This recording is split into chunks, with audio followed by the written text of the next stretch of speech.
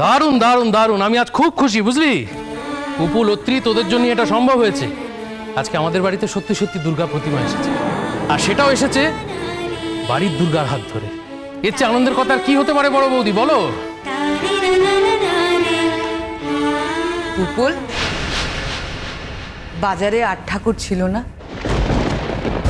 বাড়িতে পুজো করছো, ৫ জনকে নেমন্তন্ন করে খাওয়াচ্ছ, আমরা তো বাড়িতে আছি। আমাদের কলিগরা বাদ গেল কেন বলো? আর আমাদের বাড়ির ঠাকুর যে কেউ বানাবে, এটা হয়? জাস্ট নিজের বউ বানিয়েছে বলে মাথায় করে নিয়ে চলে এলে? ছি!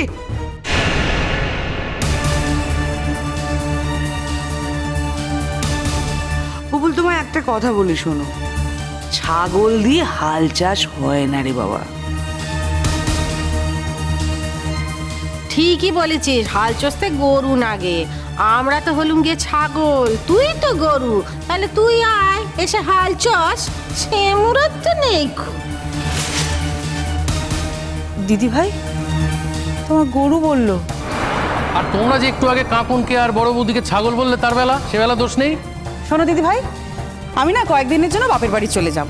এখানের এই সমস্ত নাটক না আমার একেবারেই সহ্য হবে না, বুঝতেই পারছি। এই ঠাকুর নিয়ে যে আদিক্ষেতা চলবে না কটা দিন, হোফ বাবা রে বাবা, কান মাথা একেবারে ঝালাপালা করে দেবে। এসব যেরকম তোমার সহ্য হয় না, আমারও তেমনি সহ্য। আমি একটা জিনিস বুঝতে পারছি না, তুমি বাপের বাড়ি যাওয়া যেখানেই যাও, সেটা ছোট বৌদিকে বলছো কেন? তুমি কি ওনার পারমিশন নিয়ে সব কাজ করো নাকি? আজকে যাবে, জামা কাপড় গুছিয়ে দেবো। আর শোনো শোনো, তুমি যেখানেই যাও না কেন, পুজোর সময় আমি কিন্তু বাড়ি ছেড়ে কোথাও যাবো না, যেতে হবে তুমি একা যেও। হ্যাঁ তাই যাব। তুমি যে আমাদের কথার অবাধ্য সেটা আমার জানা আছে, হ্যাঁ। আর কাদের কথায় তুমি এরকম অবাধ্য হচ্ছ, কারা তোমাকে উস্কোচ্ছে সেটা খুব ভালো করে জানি। ও কাকিমণি, আজকের দিনে এরম ভাবে রাগারাগি কেন করছো? বাড়িতে মা এসেছেন, এই মা কি শুধু আমাদের মা নাকি এ তো তোমাদেরও মা, মায়ের ক্ষেত্রে তো ভাগাভাগি হয় না। এই শোনা, আমরা রাগারাগি না করে আমরা সবাই মিলে পুজোর কাজে হাত লাগাই। শোনা, এরা কি ভালো কথার মানুষ নাকি যে ভালো কথাখানা শুনবে, হাতে হাতে কাজ করবে? এরা যদি ভালো কথায় সোদের বোদের হবে, তাহলে বক বক করবে কেলো? ঠাকুরের কাজ না হয় নাই করলে বাড়িতে অন্তত শান্তি থাকে, সেরকম কিছু একটা করো।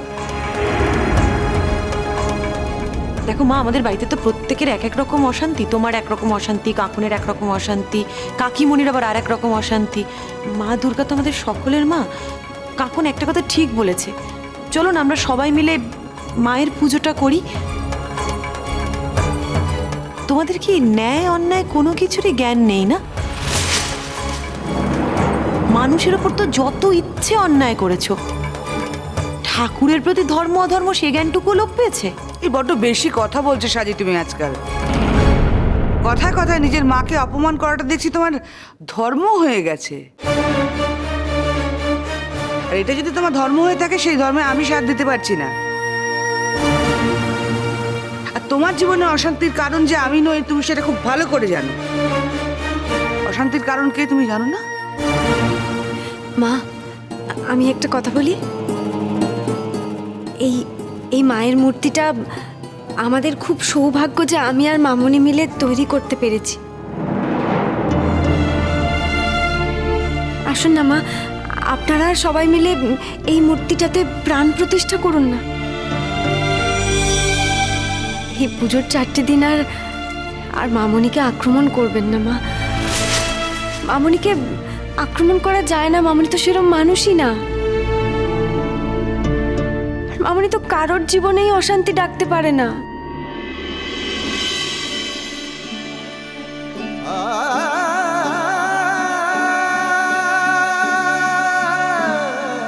তার সব থেকে বড় প্রমাণ তো হলেন আপনি মা।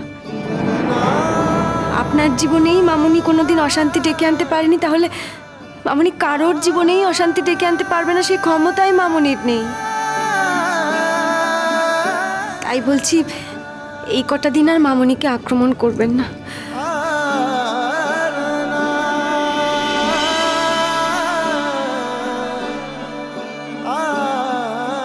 ও বাবা, আপনিও তো অনেকক্ষণ ধরে মায়ের মূর্তির দিকে একদৃষ্টে তাকিয়ে আছেন, কিছু বলছেন না।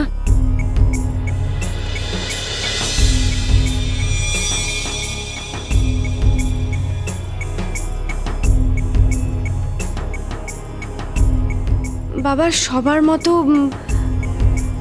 আপনারও কি মায়ের মূর্তি পছন্দ হয়নি?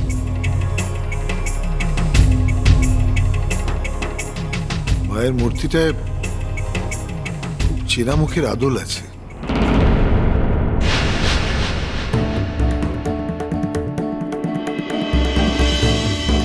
তাই লক্ষ্য করছিলাম।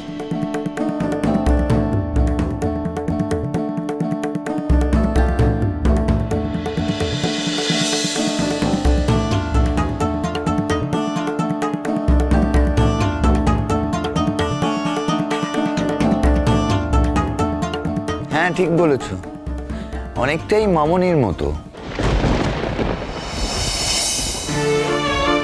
আবার কখনো কখনো কঙ্কাবতীর মতো, তাই না বাবা?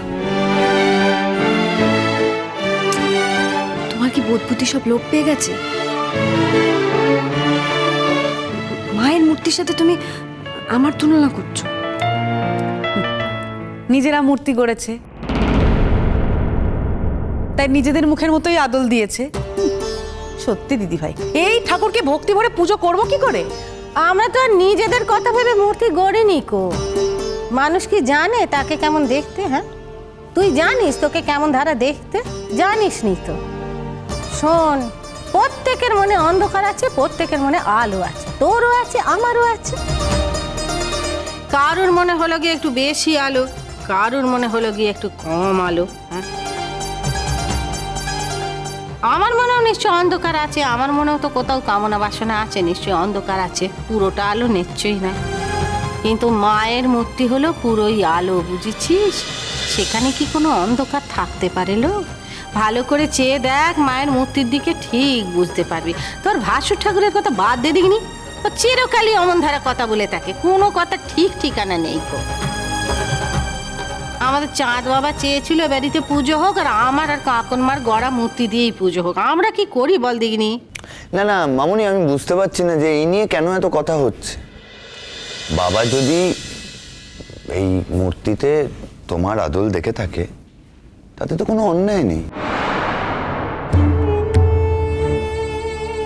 বা আমিও যদি এই মূর্তিতে কঙ্কাবতীর মতো একটা আদল দেখতে পাই, সেটাও অবাস্তব নয়। কারণ দেখো, যারা ঠাকুর বানাচ্ছে তারা তো আর ওই আকাশের দেবতার কথা ভেবে ঠাকুর বানাচ্ছেন না।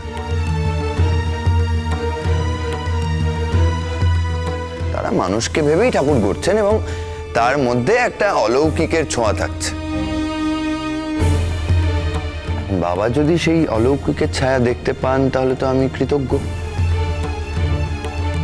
আমার তো মনে হচ্ছে এই বাড়িতে ঠাকুর আনা আমার সার্থক। নিজের বউয়ের গড়া মূর্তি নিয়ে কতখানি একটা ক্লাস নিয়ে ফেললে না? যদিও এটা কলেজ নয়, কিন্তু কতটা সময় দিলে বলো? রীতিমতো একটা ক্লাস।